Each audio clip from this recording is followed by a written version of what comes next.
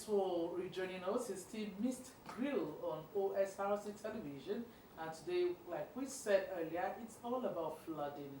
We've looked at the engineering part of it, the technical aspect of it. Now, we want to go into the health part of it. That's understanding the public health fallout of widespread flooding. That's our topic. And to make sense of this is Dr. ALEGBELEYE. He's a medical doctor. It's nice having you join us in the studio, Doctor. Good morning. Nice to meet you. Dókítà Tèbó. Table.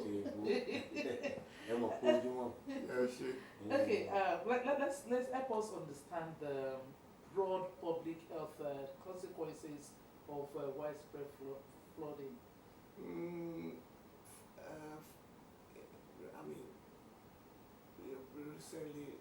recent time, we've been hearing of flooding both local and international because of the climate change and then because of our local environment, the rain. So there are quite a number of disease entities that are really related to flooding. Now let's take it in stepwisely. Once you have a regular, normal, routine activity around our community or home, then all of a sudden there's a change. And then this change is brought about by a large amount of water that really take over the whole living environment. Then so the living environment is disrupted. Like we see, like our normal drinkable water becomes contaminated. We'll not be able to have a proper environment to cook. Some will involve displacements of a large number of people into a new remote environment where they are not used to. So they are not covered up, they are not well adequately taken care of. So they may develop a number of problems. Now, let's take it from stepwisely. Now, the first set, if you are displaced to a new environment, you are exposed to rain, you are not well covered, you can develop cold, respiratory problems. Yeah, and all of a sudden you can develop pneumonia, then begin to cough, begin to become sickly. Then, if you look at it from a displaced environment point of view, large number of people are in a pool of environment, a location. Since in the environment also maybe some water nearby are sit there. Some will want to have their normal routine activity like going to eat themselves. So there's a large contaminated body of water. So some of this water will also be carried to other living environment. So some even have originally some diseases within themselves. So like typhoid, fever, some increase, like even the gastroenteritis disease of involving the GI will increase. Cholera will be there. Then other thing they call leprosy is there. Then dysentery, diarrhea, diseases are there. Some, because the water provides breeding spots for some organisms like mosquitoes, so you can have malaria infestation can increase. Then you can equally have this entity of dengue fever. So when we look at it on a conglomerate point of view, therefore, you can have large amount of all manners of challenges that can attend to this flooding. Ẹ ṣé dókítà, ìkún omi ló ṣe lè fọwọ́ bà wá ní ti alálàáfíà dé àti pé omi ìdọ̀tí gbogbo. Ṣùgbọ́n nígbà tá à ń dàgbà ní àtẹ̀yìn àjọ gbà pé ìgbékalẹ̀ Yorùbá ni pé ẹ̀gbin omi ò ń pààyàn. Níyàn bá dẹ̀ ń to kó bọ̀ ń gbà yẹn.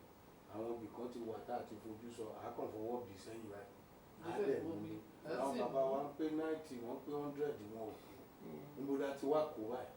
Tó yẹ pé kó o mú mi kan nínú ilé ẹ̀ wá ní typhoid. Tá bá wá wò láyé àtijọ́, mo sì máa rántí tí a bá gbọ́ àwọn ìtàn tá a gbọ́ àti ní ìta kà nínú ìwé, a rí pé bí àwọn èèyàn wá ṣe máa ń tọ́jú sàkáání wọn àti oríṣiríṣi èèwọ̀ tó máa ń pè fáwọn èèyàn wa nígbà yẹn ó pọ̀. A gbọ́dọ̀ lọ síbi òkè omi odò, a gbọ́dọ̀ yàgbẹ́ síbẹ̀ o. Wọ́n ní eégún baba ńlá kan wà ńbẹ̀ tó lè ṣọyọ́ pa. Ejò àtijọ́ kan wà ńbẹ̀ tó bá lọ síbi báyìí ààbò ẹ̀ṣán. They use all those 4 laws, 4 clause, things that are maybe very fearsome to us, to create some environment for you to do the right thing. They don't want you to contaminate the source of water. That's why they don't want you to go to the source of water to go and contaminate it. They don't want you to just jump into the popularly drinkable water and bath. So they will tell you that if you enter that water, there's a mami water there that can swallow you up. So as of one up, I gbọ́dọ̀ fi ẹsẹ̀ sínú omi tí taba ń bọ̀, bọ́ sálúbàtà wa ká tó kẹ́ ẹsẹ̀ sí. So many rules, traditional rules there are there that time. They also ensure that the environment is very, very clean. You can't go out without cleaning your environment. Like gbọ́dọ̀ jáde láì gbálẹ̀, like gbọ́dọ̀ jáde láì. Àbúrò tẹ́lẹ̀ kà sí. Yes, oríṣiríṣi àwọn nǹkan tẹ́ bá dé àwọn abúlé wa níbí mi, ẹ rí bó ṣe máa ṣe tó ìmọ́tótó bẹ̀ gan pọ̀ jù tí a ti ìgboro wa nísìnyí lọ. So tá bá wá wò dáadáa, ojú inú ta fi gbé nígbà yẹn ni pé wọ́n fi àwọn ètò sí lábúlé tó fi jẹ́ pé wọn kàn déédé yàgbẹ́ síbi kan, wọn kàn déédé bà omi jẹ́. So ìmọ́tótó pọ̀ nígbà yẹn ju ìsìn lọ. Ìdí nìyẹn ni wọn kì í tètè rí àìsàn, wọn dẹ̀ kì í tètè wọ́n jẹ àwọn ewébẹ̀ àti àwọn oríṣiríṣi nǹkan náà tó tún fún wọn ní okun inú tó fi jẹ́ pé àìsàn kì í tètè mú wọn nígbà yẹn. Ṣùgbọ́n èsì gbogbo ẹ̀ ni ò sí, gbogbo ẹ̀ gan kò sí ètò mọ́. Ìmí wa àáyàgbẹ́ sójú odò, àá ṣeré tó bá wù wá, tó bá sọ fẹ́ lómi pé má ṣe báyìí, ìyẹn gangan ló fẹ́ ṣe. Àá ju nǹkan sójú títì, àá ju omi pure water wá sójú títì. Eléyìí tá ṣì ń pè ní omi pure water gan kò pure mọ́. Ìmí ìta bá lọ wẹ̀yìn kò lè ibẹ̀ náà ti ń ṣe. Dókítà ṣé ẹ̀gbin omi ń pààyàn ni? Dókítà ṣé ẹ̀gbin omi a máa pààyàn? Ó ń pààyàn o, ó ń mú àìsàn wá o. Oríṣiríṣi àìsàn inú, àìsàn onígbá méjì, àìsàn ẹ̀gbin omi ń pààyàn. Ó ti gbọ́ Káyọ̀dé, ká kúrò lórí ẹ̀gbin omi ò kẹ́ pààyàn. ó ń pààyàn, ó ti mọ̀ kedere ó ń pààyàn. Okay, doctor, in what ways does flooding disrupt healthcare services, and how does this worsen outcomes for those with chronic conditions or urgent needs? Like we already just highlighted it as I started by creating the environment where people are displaced. The housing are so much, so people are not able to have good accommodation. You're not able to sleep adequately.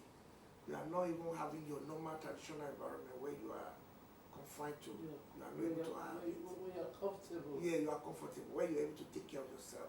So you are displaced into a new environment where you can't really do your usual routine. You can't do your taking of your bath.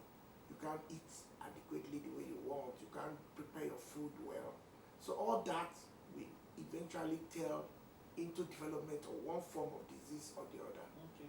So ultimately, also for people who have chronic illness, they are readily even more impacted because their immune level are significantly already down. So someone like have diabetes, for example, immune level is already down. So once you have to eat contaminated food, the person is going to go down more.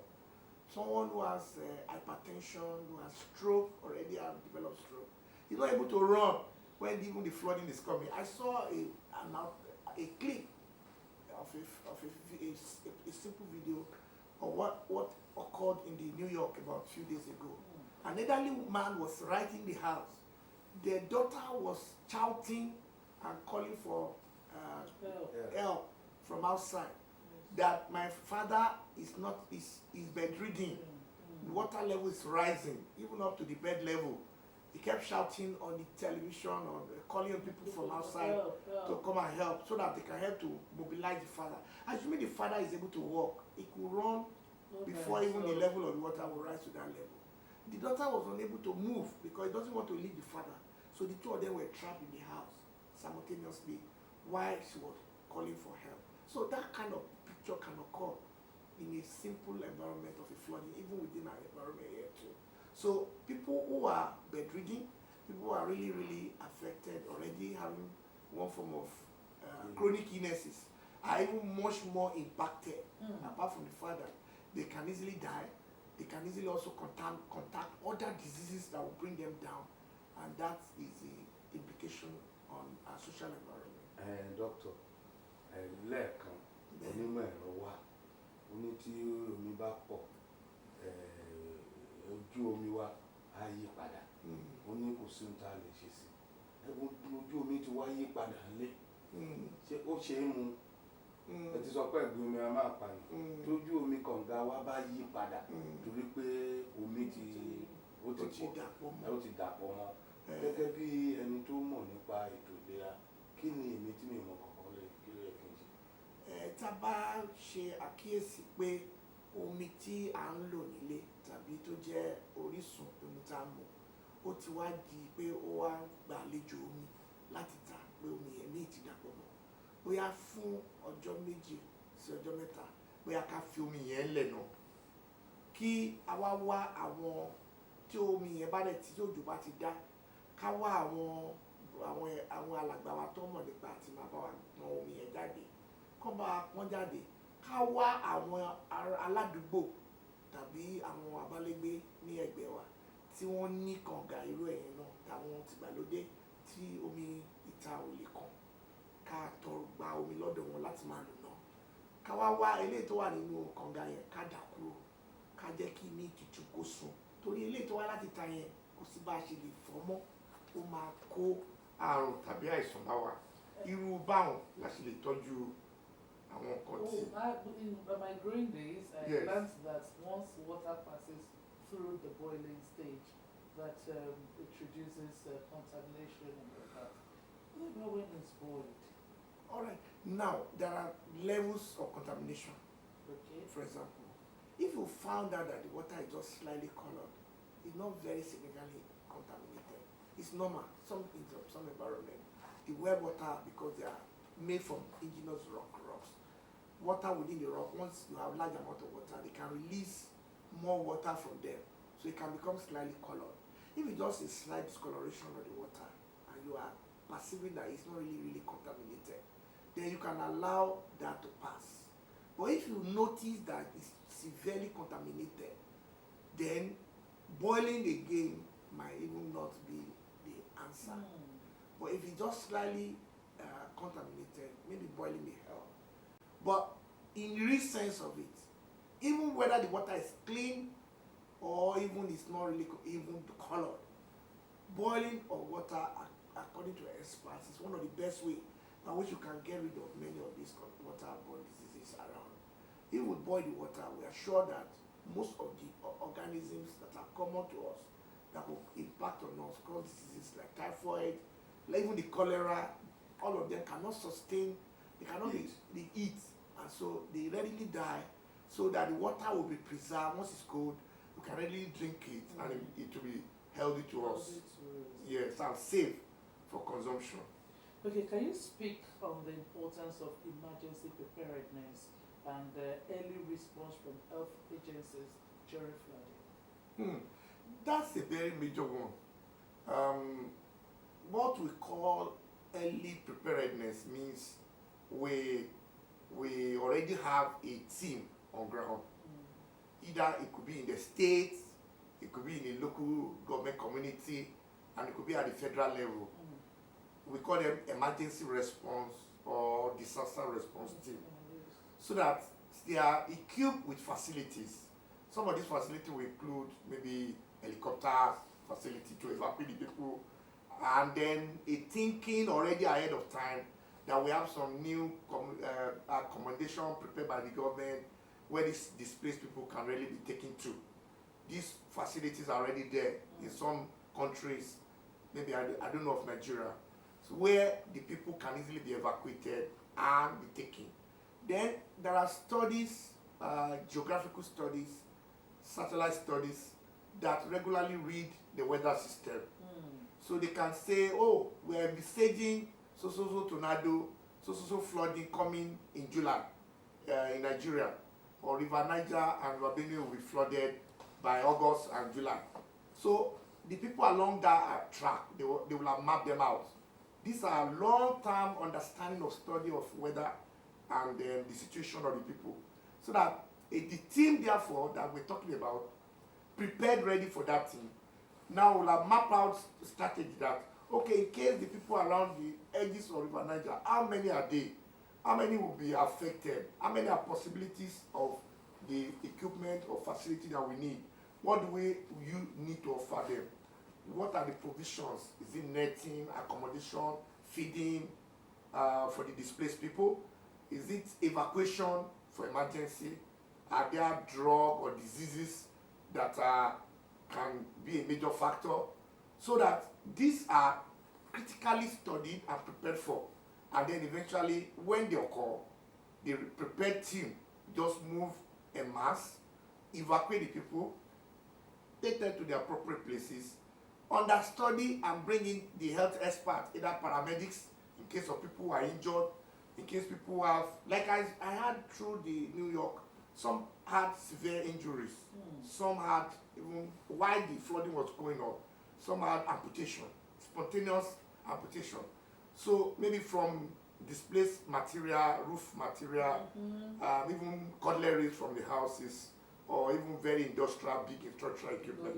Some had traumatic amputation of their femur, some had traumatic, and some helicopters were going around evacuating the people house to house.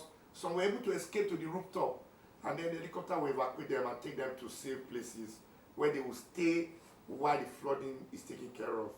Now, but also disease entities that are related to those displacement, maybe waterborne diseases, are equally be looked into. The people are ready now going to be provided new amount of food because they don't have facility to their normal cooking source of cooking.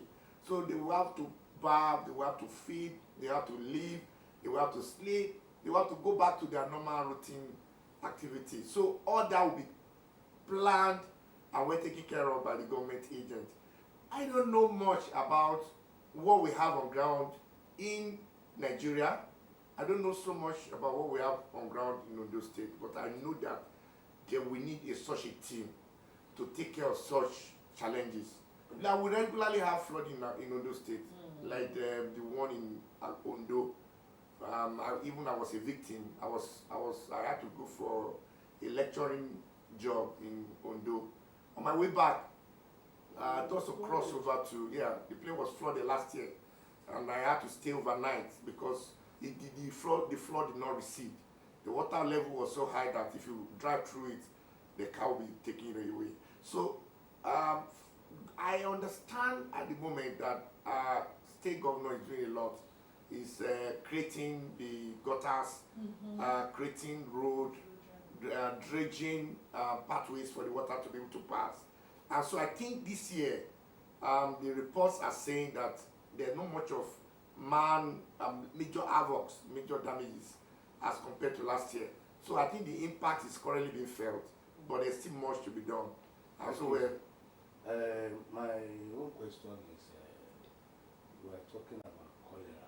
Okay. Tí o bá ń pè ní àrùn onígbá méjì. Ṣó mi lè fà? Yes, tí a bá wò dáadáa, àrùn cholera onígbá méjì, ó jẹ́ àrùn kan tó jẹ́ pé inú omi tí kò dára, àbí omi tí jẹ́ pé ó ti wà contaminated tó ìdọ̀tí ti wọ̀. And major ni pé omi tí ìgbẹ́ tó wá láti ẹni tó yàgbẹ́ cholera ìmí tí ẹni tó ní àrùn onígbá méjì tó bá dà sínú odò tó wá omi wá gbé ìmí yẹn ó gbé lọ, tí ẹlòmíì bá mu ìmí yẹn níbi tí ó lọ á tún ní àrùn onígbá méjì yẹn.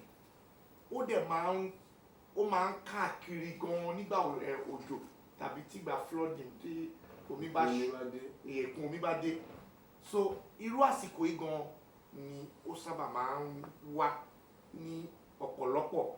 So onígbá méjì yẹn ni irú àrùn tí a ń sọ. What we are talking about is that cholera is one of the waterborne diseases and very common with flooding. And it's actually like a disease that is a diarrhea disease. Diarrhea means èèyàn máa máa yàgbẹ́ ìgbẹ́ tó pọ̀. You have frequent loose stool, watery stool being passed, even sometimes even more than 20 times within a few hours, and then it can now be complicated also by vomiting. So the person is vomiting and at the same time stooling simultaneously. Okay. But what differentiates that, you know, like you may ask me, is that the person that is doing that, we notice a rice-like water stew. The stew will look like rice water. It will be whitish, you know, paste, creamish, and it will be so watery. And then that's the pathognomonic sign. Okay, thank God we mentioned the issue of cholera now, and you also mentioned diarrhea and all that. Peradventure, during flooding, people are affected or somebody is affected. What is the first aid? What first aid treatment can the person take, especially when you don't have access to get to the hospital on time? Ideally, or first thing is we should have to go to the hospital. But first, if you want to observe the first few episodes, you can, because one major way person die or die quickly because of dehydration, because you are pouring large amount of water from the body simultaneously, both from the mouth and from the anus. So the person die quickly from dehydration. So to prevent that dehydration, which is a major source of death, cause of death, is that we encourage to take water. But that water must be combined with oral radiation salt. There's a particular salt that have been mixed with sugar that is prepared into sachet. Excuse me, sir. In a situation like this, that what you say, your environment is flooded already. Yes. And you can't go out. Yes. And you realize this thing is happening. Yes. What is the first thing? Yeah, you can also, if you have around you a taste of sugar, and you also have around you some salt, by chance, you're able to stumble on a small amount. Most of them we have sugar and salt. So, and then you can get water. Clean water. Clean water. You want clean water. If you can go a little extra mile to boil the water, better. Then if you cannot boil the water, but to make sure that you have a very clean source of water. Then you now have a liter of that water and get the baby spoon. We call it teaspoon. Then just a level of it. If we have this spoon this way, you just make it level. That teaspoon, a level of it is enough. In a 1 liter of water. What do we call 1 liter? Maybe like 2 sachet water is 1 liter. Because half of that combined makes 1 liter. That's 500 ml of sachet water make 1 liter. So if you have to pour that inside the container, and you have that level of salt in it, and then the same level of spoon of sugar, 6 of it, into that 1 liter of water. You drink it, you know, generously. You don't be making it and be drinking. If you're able to continue to drink that water and be able to sustain that continuously before you reach the hospital, then you are most likely secured from danger. All right, Dr. ALEGBELEYE, very good doctor. Thank you so very much for coming on the show this morning. All right. Quite an interesting one, Yes, and of yes. course educative, especially the last part of it.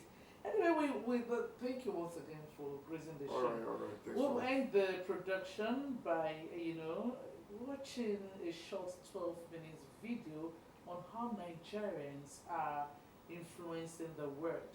The video encourages you and me to believe in this our country, Nigeria, and be a proud one at that. That's where we'll take that once we stand up. But I want to say thank you very much, Doctor, for this your beautiful explanation and telling us the next thing to do. That is my area of interest. When there is no way of getting out of the I'm sure he has educated quite a lot of people. So let's go over there to hear. Before we go over there, it's time for us to give our parting shots. That ends the show for today. Okay. Yes, from my side, I want to say thank you, and let's listen to the advice, professional advice given to us on this beautiful edition. I remain myself, Kayode Olorunfemi. òwe mẹlẹ́bọ àjèjìgé o. And I am Remy Allen. I'm sure we've learned quite a lot today. Something to safeguard ourselves and our lives. Flood will not come to our home. But then I would say, ẹ ṣe nǹkan tó yẹ kẹ́ ẹ ṣe gẹ́gẹ́ bí ọmọ Nàìjíríà rere, because tẹ́ bá continue àti máa da ìdọ̀tí sí ojú omi, wàhálà lè fẹ́ fà, ẹ má jẹ́ àfa wàhálà. I'm Remy Allen. We'll meet again next week. Let's